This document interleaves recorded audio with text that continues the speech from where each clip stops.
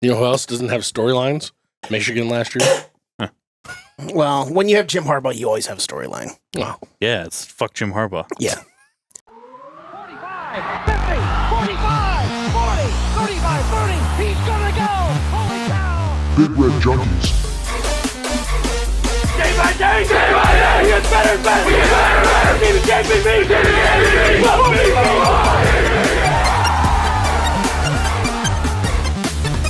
Oh, man, woman, and child, he just turned this stadium inside out.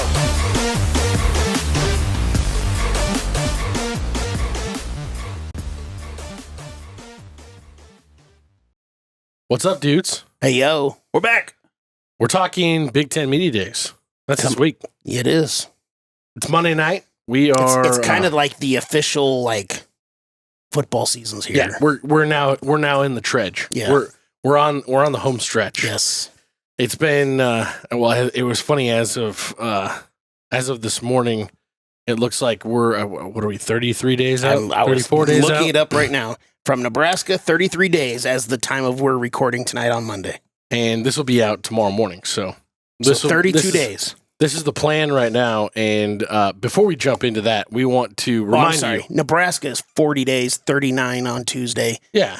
College football is 33. College football is 33. Sorry. Okay. We're just getting to college football, Yes, man. yes, We're just excited about that for right now. Then we can count down to the Nebraska. What would that be? 7 days later? Yep.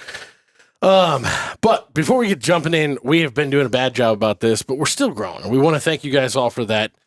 Specifically. Yes. I ran into a couple named Joe and Sean at the Penthouse Lounge. He just happened to hear my name from the bartender, and he's like, he asked the bartender what's his last name and blah, does he do a podcast and blah, blah. And then she's like, bartender's like, yeah, and I fuck him too. Well, no, she goes, I don't know. I did his laundry last night. She said something, asked me about it. I'm like, yeah. And then we started talking. He's a really good dude. He ended up buying me a drink. So he's definitely a really good dude. So thank you. Yeah. Absolutely. Thank you, Joe, for that drink. Hope you enjoy the show. Another guy, this last weekend, he comes up to me. He's just ordering a drink and he looks at me. He goes, where do I know you from? We've met before. I'm like, well, I was probably drunk. You clearly were drunk because you don't remember. So I don't know, whatever. And then about 10, 15 minutes later, he comes running up to me. He goes, I know where I know you from. You do that podcast on YouTube and blah, blah, blah, blah, and all that stuff. So Darnell Rogers, he's a United States Marine. He was recently deployed and he would watch our show on YouTube. And he said that he loved it because it gave him some normalcy overseas. Fuck yeah! And I told him, I said, that's like the best compliment you can give me. So Thank you, Darnell. Thank you for your service. That too. But everybody that's watching and subscribing and helping us grow this, thank you all very much. We appreciate it. We're doing it. Fuck yeah! Enough of the sappy shit. Yeah. We're on to Big Ten Media Days. We're excited about it. Nebraska, actually, we're not going to hear from them until Wednesday, 11:30 Nebraska time. Even better.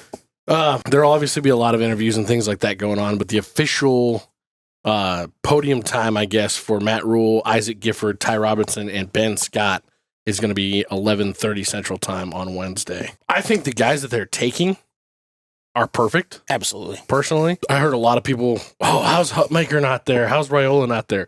First of all, anybody who thought Rhule was going to be there, you're crazy. Jesus, no. He's doing everything he can to avoid the Rhule's the starter conversation. Why the fuck would he take him as one of the three guys to go represent the team? It doesn't mean that everybody, as far as every team that takes players there, they're only going to take seniors.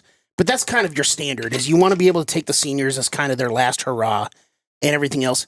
Not to mention they have more experience talking to the media. Dylan has years to be able to go. Relax. I don't think this is even a seniority thing. I think this is just, these are some of the leaders on your team. I wasn't trying to say it was only the seniority, but that's kind of...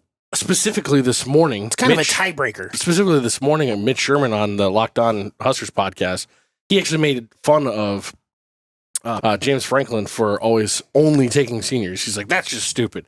And I agree with that. It should be the leaders of your team. Yes. However, there's a lot of leaders on this team, and a lot of them are upperclassmen. Yeah. I think with Ty Robinson, he could have very easily been Nash Hutmaker, but Nash has got a lot more talk over the last year and a half. and Matt Rhule is really good about trying to spread out the talk and spread out the recognition. Yep. And those two dudes are 1A, 1B on that defensive line. Mm-hmm. We talked about that a lot last year at the end of the season, how Ty Robinson was almost coming on and borderline overtaking what Hutmacher was doing on the field. It very well could be that way this year. Yep. We don't know what's going to happen with that. But Ben Scott, I think the only reason he is there is because Ben Hart doesn't like talking to the media. Well, I mean, Ben Scott doesn't care. I also think he's a good option to take. Like, Yeah, I no, mean, yeah. it's just, I think he's a good option to take. I think Ben Hart's probably your number one option off the offensive line, but he hates talking to the media, so he's going to avoid that at all costs, and Rhule knows that. yeah. And Isaac Gifford just deserves it. Oh, God, Isaac Gifford, yes. Just creaming your I pants. came close, yeah. Jesus. No, The but table wow. move over here. No, but Goddamn. you I was literally, like, I felt uncomfortable talking right after that. I didn't need to let him catch his breath. you literally were talking about the leaders of the God. team, and I don't know that I could go past one without saying Isaac Gifford is the leader on this team Yeah. for 1,000 different reasons, on and off the field.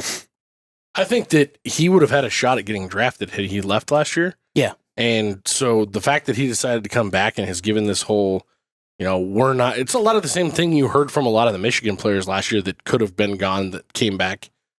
I don't think we're going for a national title this year, but at the same time, he's preaching the same message. We have unfinished business, and I would really want to, and he's only going to make his draft stock better this year unless he gets hurt. Yep. But I'm excited about it. I don't know that we're really going to hear anything mind-blowing or fun.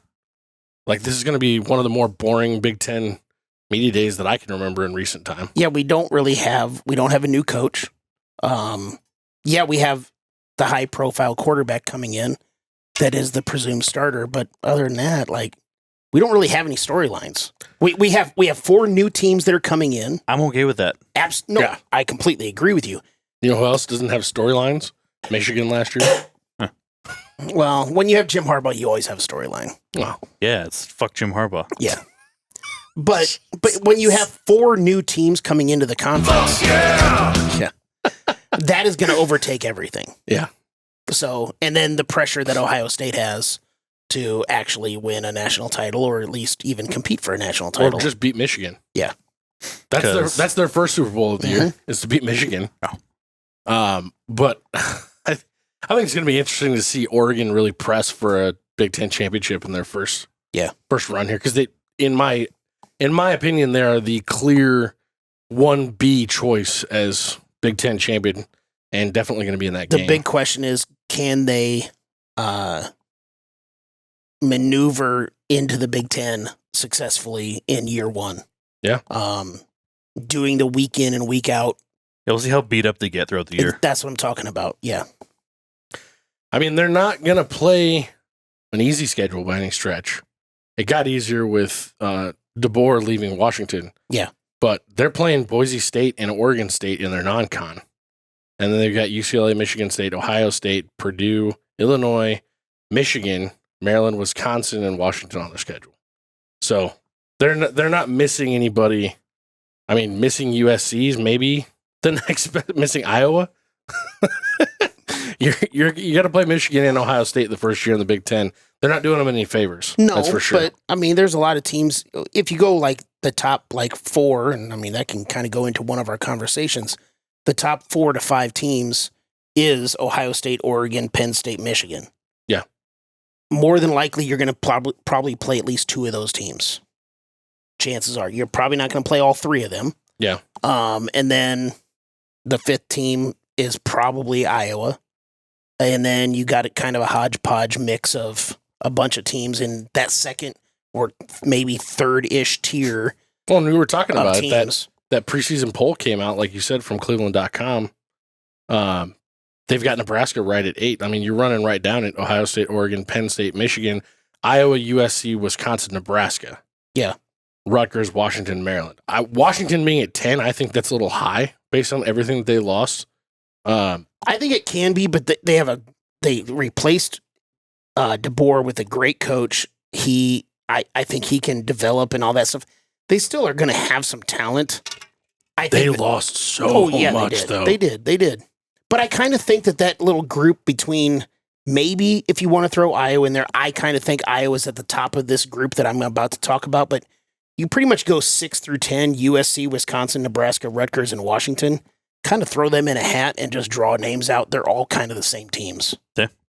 Like, I honestly, along with anybody below 10. I honestly, but I would mean, say, specifically, if you're tiering them, Yeah. I would say that group between 6 and 10 in this preseason, and again, I could throw in Iowa there. I'm not going to argue that completely. See, I'd put Iowa above that group. No, I agree. I'm I'd saying put Iowa if you above put that Iowa group. in that group, Iowa is the top of that group. So again, you go 6 through 10, USC, Wisconsin, Nebraska, Rutgers, Washington. And then I think below Washington, the Maryland, Minnesota, Illinois, Northwestern, and so on, I think they're a different tier down. See, the ones that I really, really disagree with on here, Michigan State, I think belongs up in that 10 range. Like I would honestly, if I was to have to pick one team that I would exchange and put in their place, I would swap Washington and Michigan State. He's a hell of a coach. He brought in a lot of good transfer guys, and they recruited well. They're going to be a better team this year. I think Michigan has a prove it. Oh, for sure. Michigan State, that is. I'm sorry. But I think the same thing about Indiana, though. Indiana brought in a ton of talent on that team. That's They another. brought in That's another a prove really it. good transfer class That's and a another, good coach. That's another prove it. I agree. I can't completely hate the fact that, and I don't mean hate. Minnesota being at 12 seems high to me. That's a broken program. I mean, it is, but they have a pretty soft schedule. Soft schedule, soft coach, Yeah, soft fans. definitely a soft coach. Great cheese curds, though. No, but like, For what I remember, it's a great atmosphere. Matt almost became a Minnesota fan at that game last year. no, He was loving it. I think there's a lot of prove it in the bottom part of this preseason poll that Cleveland.com did, but yeah, like I said, again, as far as Nebraska being 8, I think that's pretty good. I think they could be anywhere between 6 and 10. Yeah. And getting back to it, I hope we don't hear anything surprising. And this may be the most unbelievable night in Cornhusker football history.